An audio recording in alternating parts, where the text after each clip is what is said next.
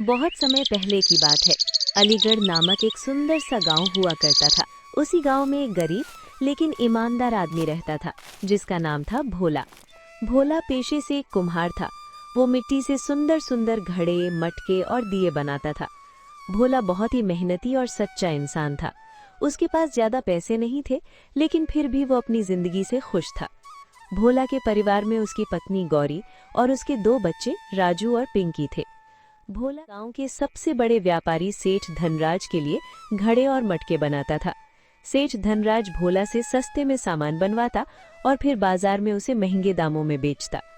भोला दिन भर मिट्टी गूंथता, चाक चलाता और बदले में सेठ धनराज उसे थोड़े पैसे दे देता, जिससे किसी तरह भोला का घर चलता था। एक दिन सुबह भोला काम पर जाने लगा। सुनिए जी, आप जा तो रहे हैं, लेकिन बच्चों की स्कूल फीस का क्या होगा? क्या हुआ? राजू की टीचर कल भी फीस मांग रही थी और आज फिर से कह गई हैं कि अगर कल तक फीस नहीं आई तो राजू को स्कूल में नहीं बैठने देंगी। अरे कल तक का समय है तो मैं आज सेठ जी से बात करता हूँ। हर बार आप यही कहते हैं। सेठ धनराज जी हमेशा बहाना बनाकर आपकी पगार काट लेते हैं। इस बार उनसे साफ साफ कहिए कि हमें पगार बढ़ानी होगी।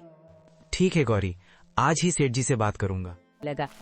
इतना कहकर भोला अपने मिट्टी के बर्तन लेकर सेठ धनराज के गोदाम की तरफ निकल पड़ा।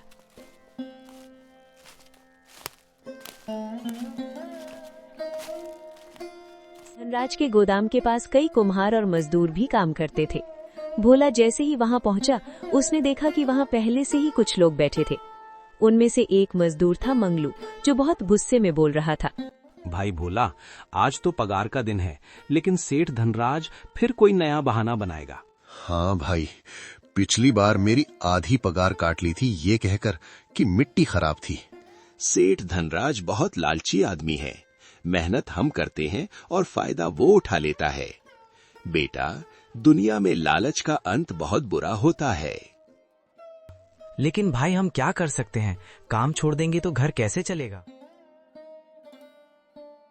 शाम होने पर सब मजदूर सेठ धनराज के पास पहुंचे। सेठ जी, महीना पूरा हो गया है, पगार दे दीजिए। सेठ धनराज कुर्सी पर बैठा था। उसके चेहरे पर घमंड था। अरे भाई, अभी मेरे पास पैसे नहीं है। बाजार में बिक्री कम हुई है, 2 दिन बाद ले जाना। सेठ जी, हमारे घर में अनाज खत्म हो गया है। मैंने कहा ना 2 दिन बाद। अभी मेरे पास 1 रुपया भी नहीं है।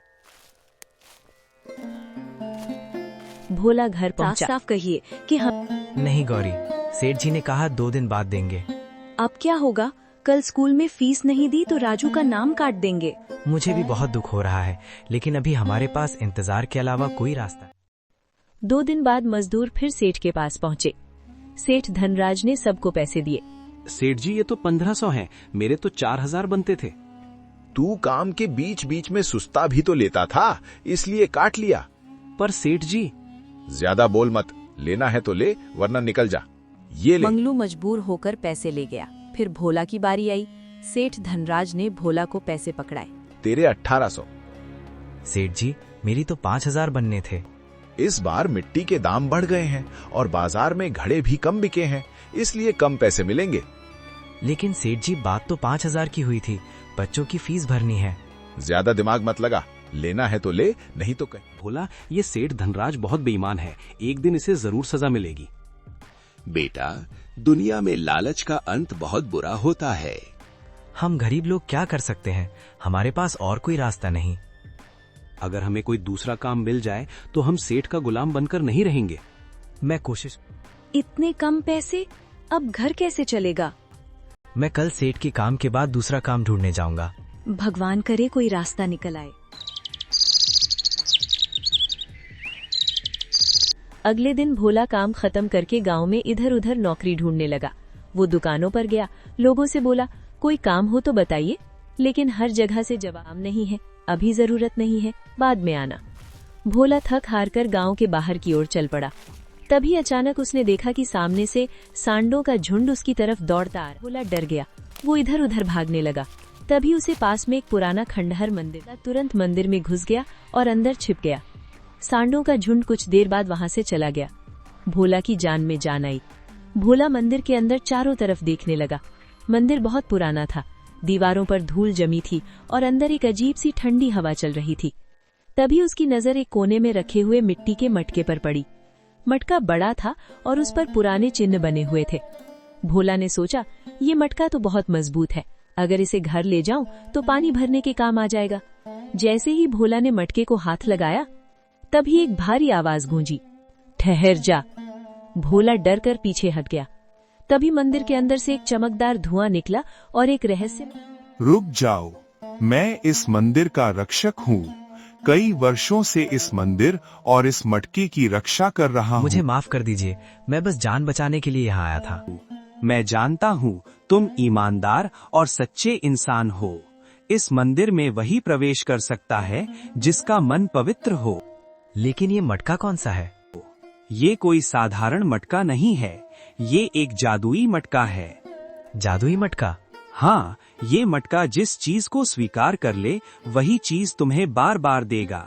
लेकिन ध्यान रखना, लालच मत करना, और एक बार जिस चीज को इसमें डालोगे फिर हमेशा वही चीज इसमें डालनी होगी। अगर तुमने दूसरी चीज डालने की कोशिश की तो परिणाम बहुत बुरा होगा। डरो मत, तुम गरीब हो लेकिन तुम्हारा दिल अमीर है, इसलिए ये मटका अब तुम्हारा है। भोला मटका उठाकर घर आया। गौरी, ये कोई साधारण मटका नहीं, ये जादुई मटका है। फिर भोला ने पूरी घटना गौरी बता दी। तो इसका मतलब हमें इसमें कोई जरूरी चीज डालनी होगी? हाँ, लेकिन सोच समझकर। भोला सोचने लगा। तभी उसे याद आया कि उसके पास एक छोटा सा चांदी का सिक्का था जो उसके पिता ने उसे गौरी, मेरे पिता का दिया हुआ चांदी का हाँ, वो संदूक में रखा है। सिक्का याद है? उसे ले आओ, हम उसे मटके में डालते हैं।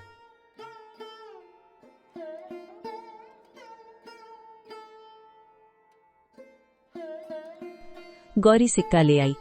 जैसे ही भोला ने चांदी का सिक्का मटके में डाल और देखते ही देखते मटके में ढेर सारे चांदी के सिक्के भर गए। अरे बाप रे, ये तो चमत्कार है। अगली गया और चांदी के सिक्कों को बेच दिया। उसे बहुत अच्छे पैसे। भोला घर।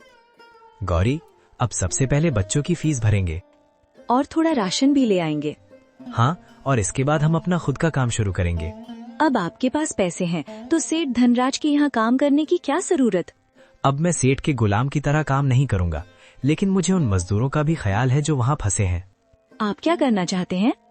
मैं चाहता हूँ कि मंगलू, नाथू काका और बाकी मजदूर भी मेरे साथ मिलकर अपना खुद का बर्तन बनाने का काम शुरू करें।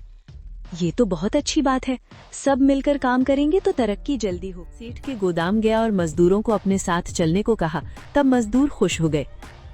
सेठ धनराज के कानों तक पहुंच गई। ये भोला मेरे मजदूरों को भड़का रहा है। मुझे पता लगाना होगा कि इसके पास इतने पैसे कहाँ से आए। सेठ धनराज चोरी छिपे भोला के घर पहुंच गया। वो खिड़की से झांकने लगा। उसने देखा कि भोला और गौरी मटके के सामने बैठे हैं और मटका चांदी से भरा हुआ है। सेठ धनराज की आंखें चमक उठी। अरे, ये जादुई मटका है। अगर ये मटका मेरे हाथ लग जाए तो मैं राजा बन। रात सेठ धनराज अपने 2 गुंडों के साथ भोला के घर आया। सब सो रहे थे। सेठ धनराज धीरे से मटका उठाने लगा, लेकिन तभी मटका अचानक भारी हो गया। ये इतना भारी कैसे हो गया? तभी मटके के अंदर से वही भारी आवाज गूंजी, लालची आदमी, ठहर जा। अचानक मटका हिलने लगा। सेठ धनराज और उसके गुंडे डरकर भागने लगे, लेकिन भागते भागते सेठ धनराज गिर पड़ा। गांव वाले इकट्ठा हो गए। भोला भी बाहर आ गया। मुझे माफ कर दो भोला, मैं लालची था। सेठ जी, आप अगर पहले ईमानदारी से मजदूरों को उनका हक देते तो आज ये दिन नहीं देखना पड़ता। सेठ धनराज ने गरीबों को बहुत सताया है, अब इसे दंड मिलेगा। सेठ धनराज को गांव के नियमों के अनुसार सजा मिली और उसे मजदूरों के कटे हुए पैसे वापस करने पड़े। के साथ मिलकर अपना काम शुरू किया। सबने मिलकर मिट्टी के बर्तन बनाए और बाजार में बेचे। अब मजदूरों को उनका पूरा मेहनताना मिलता था। भोला का घर खुशहाल हो गया। राजू और पिंकी अच्छे से पढ़ने लगे। देखा जी, मेहनत और ईमानदारी कभी बेकार नहीं जाती। लालच हमेशा इंसान को गिरा देता है। ईमानदारी और मेहनत इंसान को ऊंचा उठाती है, लेकिन लालच इंसान को नीचे गिरा देता है। अगर आपको कहानी पसंद आई तो लाइक करें, चैनल सब्सक्राइब करें। ऐसी और कहानियों के लिए जुड़े रहें।